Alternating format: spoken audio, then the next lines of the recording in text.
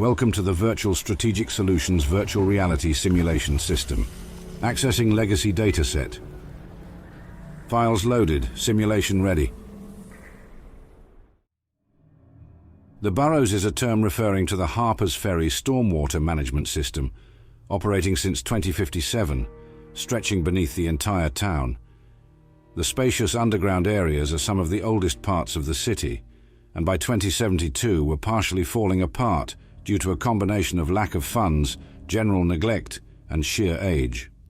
However, this also made them a welcome refuge for people who had very little, with communities regularly emerging beneath the town and just as quickly dispersed by work crews in accordance with anti-trespassing laws. In September 2072, renovations were started on the oldest parts of the stormwater system, which were on the verge of collapse. Due to potential infrastructure issues, plans were approved to bypass water flow around these sections and preserve access for future work. Work continued, with squatters continuously removed by the work crews. They usually left without causing much of a fuss, used to drifting out of society's sight. Even if they were sympathetic towards their plight, the engineers enforced the law. The worst came when Public Works decided to solve the situation permanently, installing automated security turrets in the network, loaded with stun rounds and programmed to attack any non-employees so that they would be collected. Once the renovations were completed, the stormwater network was significantly improved and expanded, with equipment installed to measure and test various substances in water. The project was completed 2 months overdue and $1.4 million over budget due to a historical society's complaint of construction occurring in one of the oldest sewer chambers.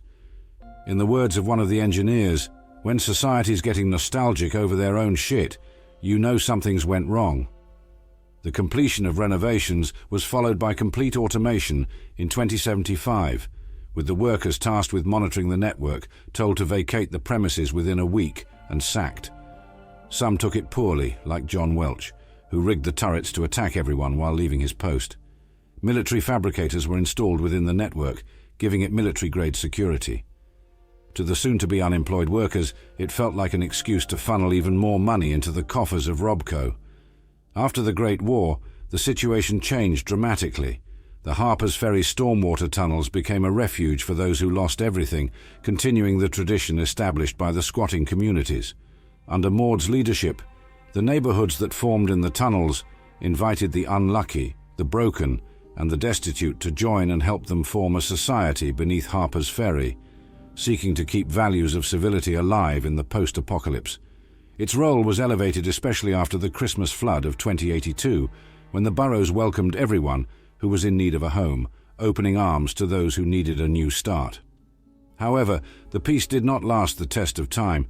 Eventually, Marcus, the son of one of the Public Works employees, decided to take over the Central Chamber neighborhood and institute his own despotic rule. His gang, the Barrow Boys, decided that everyone had to earn their keep, and everyone was limited to people strong enough to take what they need.